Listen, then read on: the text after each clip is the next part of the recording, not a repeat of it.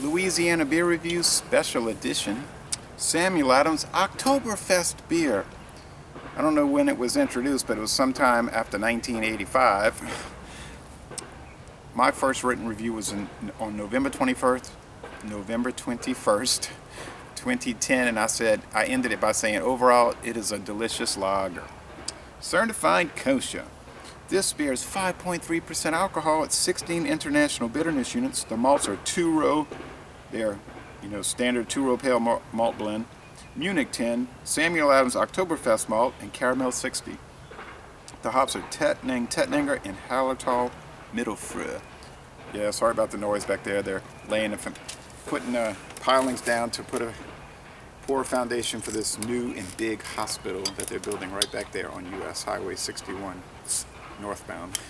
Okay, in case you're wondering what that banging is, it'll be going on for months probably, or at least weeks. Okay, so I bought this in the variety pack over there at Mathern's. Already did the Samuel Adams Boston Lager Double Down. This is a revisit review.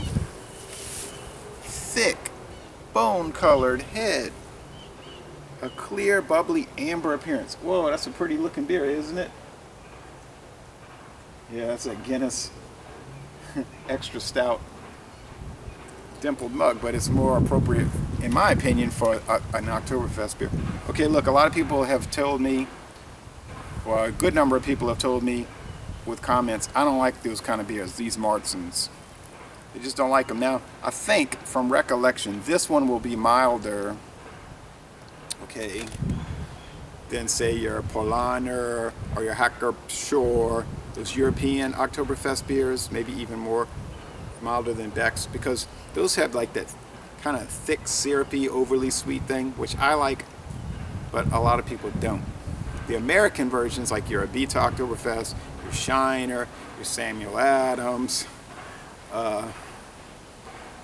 probably Yingling, which I've never had, maybe Genesee. Those are probably more amenable to American taste, less syrupy, less bold in the flavor.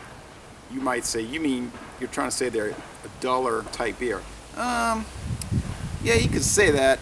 I just think it's something that Americans prefer more. Now, this one's amber. Some of the Oktoberfest beers will be Helles. They'll be golden. Now I'm going by recollection. I think it's been 2 years since I've had this product. And that variety pack was $14.99 at Mathern's. Only place that sells it in this parish that I could see. Yeah, it's syrupy, a little bit in the aroma, like dense malt, dark brown bread. Beer Advocate says it's a good beer. The bros say it's good.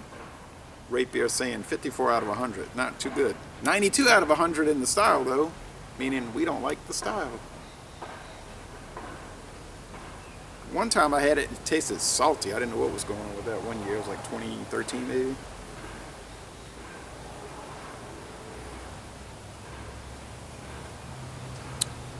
Right off the bat, I noticed the body's medium, a little syrupy. I'm picking up a little hop bite, 16 IBUs. Yeah, you'll get a little swinge of it. Sweet, bready malts, bread crust.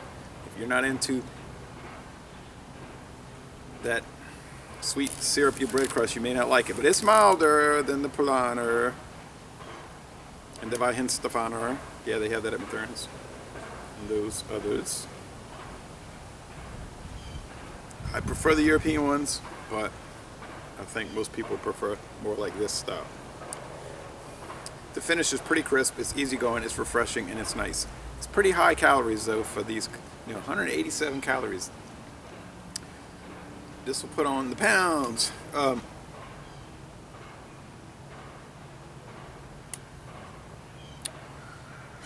there's 4 other varieties, 3 of which are new. I think that red ale is a revisit for them. The other ones are new. I want to try them out. I like to get the Samuel Adams variety pack because they're usually pretty inexpensive, like $13 to $15.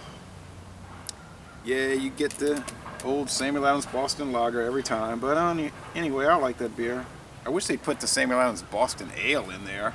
You rarely see that beer, and that's maybe the best beer they make. But there's a lot of companies are like that. The best beer they make, no one can get it. For example, Coors Extra Gold Lager. Oh yeah, we use a lot more hop varieties in this beer. It has a lot more complexity, but you can't get it, so don't try to find it. Red Dog. What are they? 4 different malts, 5 or what do they say? 5 different hop varieties. Oh yeah, it's so complex. It's rich. It's like much better than your average American style lager, but you'll never see it. Yeah, you could say that for Schlitz malt liquor. It's gone, man. I went all around New Orleans and here looking. It's not.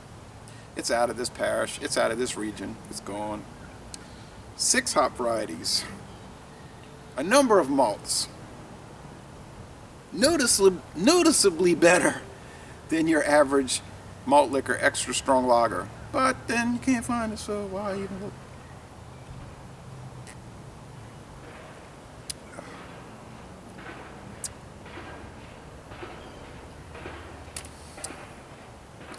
Hey, you know what? It really is a delicious lager. It is so gulpable. It would pair so well with Wiener Schnitzel, some Jewish bread or rye bread with good butter, sauerkraut. Oh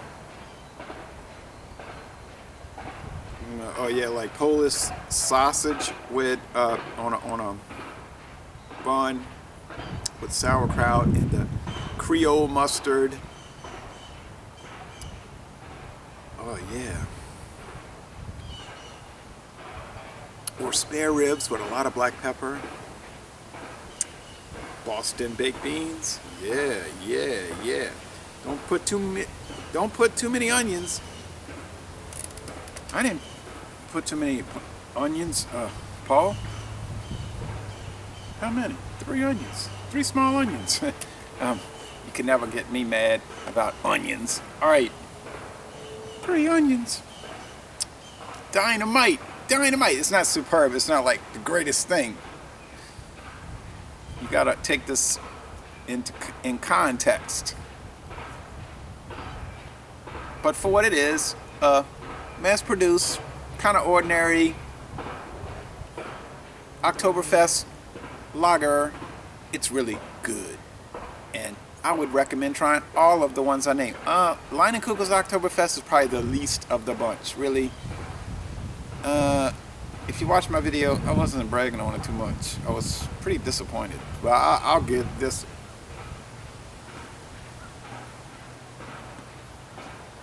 I could almost get up and do the chicken dance.